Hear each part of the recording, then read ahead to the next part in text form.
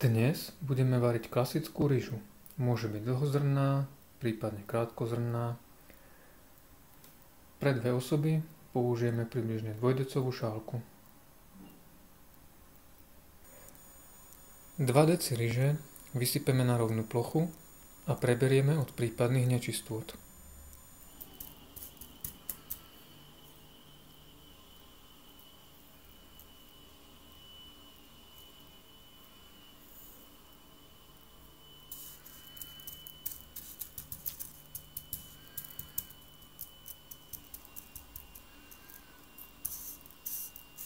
Ryžu som zbavil prípadných kamienkov, šupiek, začernených zrniek alebo iných nečistôt. Následne ryžu dôkladne 3-krát premijeme v studenej vode.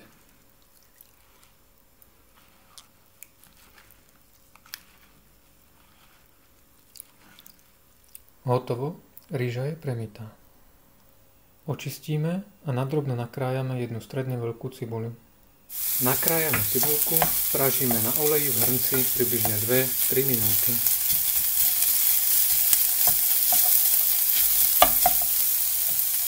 Následne pridáme prepláchnutú ryžu a za stáleho miešania popražíme ešte približne minútu a pol.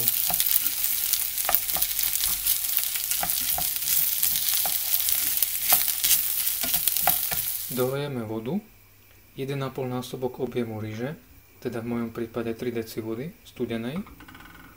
Pridáme soľ, premiešame a postavíme na plameň. Počkáme, kým nám bude zmes vrieť.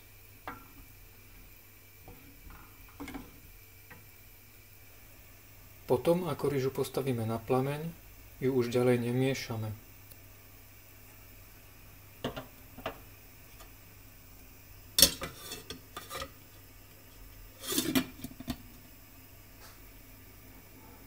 Tak, ryža sa nám začala variť. Necháme ju odokrytú. Stíšime plameň.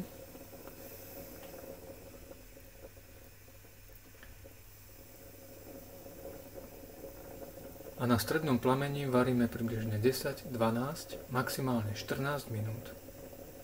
Približne okolo 12 minút varenia zabezpečí, že sa voda stratí a ryža by mala byť hotová.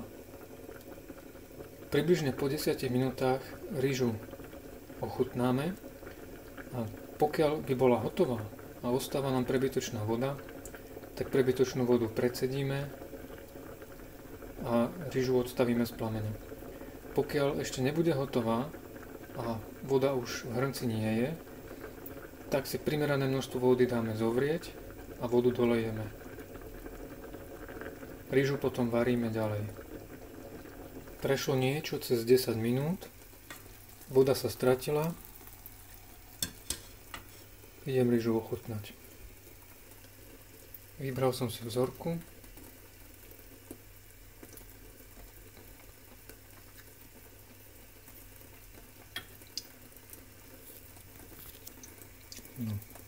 Ja myslím, že môže byť. Teraz to približne dosiahlo tých 12 minút varenia. Voda je dokonale stratená. Môžeme vypnúť plyn a ryža je hotová.